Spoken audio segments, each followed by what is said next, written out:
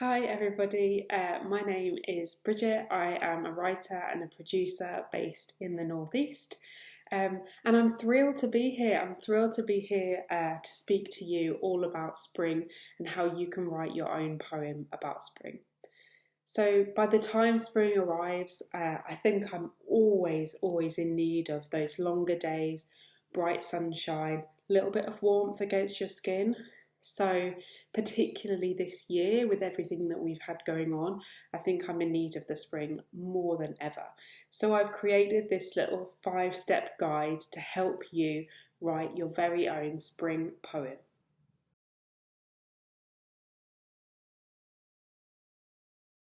Step 1 is super simple. It is to get yourself outside, whether that's taking your favourite walk in the coast, in the park, even just sitting in your garden or your yard, or throwing the window wide open and just taking in that outside air and the sounds and the smells of spring. Bonus points if it's a sunny day, but we can't always guarantee that up north, so just get out there into the fresh air. Obviously, if you're shielding at the moment or you can't get outside that much for any other reason, don't worry. At the end of this video, I've put some nice clips and some sounds as well to get you inspired as well.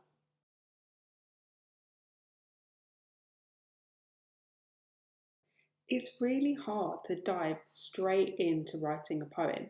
So what I thought I'd do in these next few steps is help you create a kind of bank of words and phrases that you can use in a piece of writing about spring. So the first thing that I'd like you to do is make a list of any words and phrases that you associate with spring. And I want you to make sure that you use all 5 of your senses. So what you can smell, hear, touch, taste and see at this time of the year. So for smell, for example, you may add the smell of certain flowers that you notice, of blossom or of salty water perhaps if you live by the coast. And for taste, you might add hot cross buns with butter or the crunch of a mini egg or roasted lamb or roast dinner, something like that.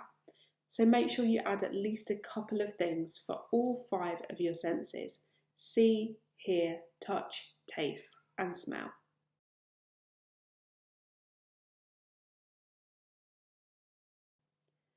So for step 3, I want you to add 5 more things to this beautiful list that you have. They could be anything that signals the arrival of spring to you. So it might be spotting snowdrops on your daily walk.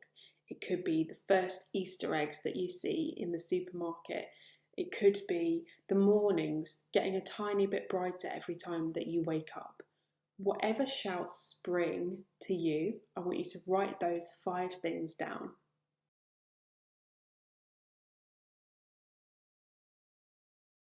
Okay, we've almost assembled everything we need to start writing our spring poems.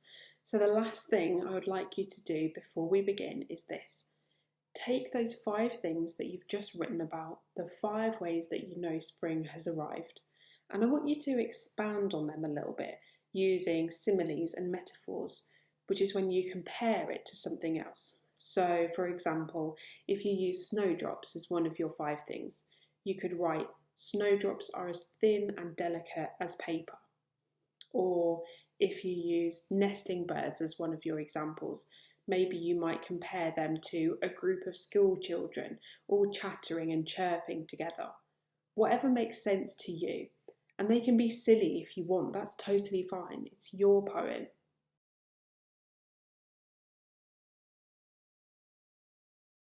So we have reached step 5, which can be very simply summed up as write your poem. Quite a daunting task, which I hope has been made a little bit more manageable by the exercises that we've done together in this little workshop. So by now, you may have enough of your own ideas to get going and write your poem, but if you're still a bit hesitant, can I propose this structure to you?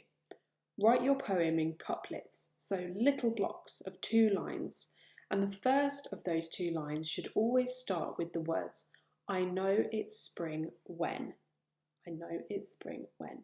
So I wrote a little quick example for you, and it goes like this. I know it is spring when I see daffodils popping up in my neighbour's front garden, and it makes me smile. I know it is spring when starlings bounce on the grass outside my window, plucking worms from the soil. So you see how I've taken all the ideas that we've discussed, the use of the senses, the way we went that little bit further with our list of 5 things that mean we know it's spring. And here it is, it's as simple as that. I would love to hear what you come up with after watching this video, so please post anything you'd like to share in the comments below. And don't forget, if you can't get out into nature yourself at the moment, here are some little video clips to help you get inspired.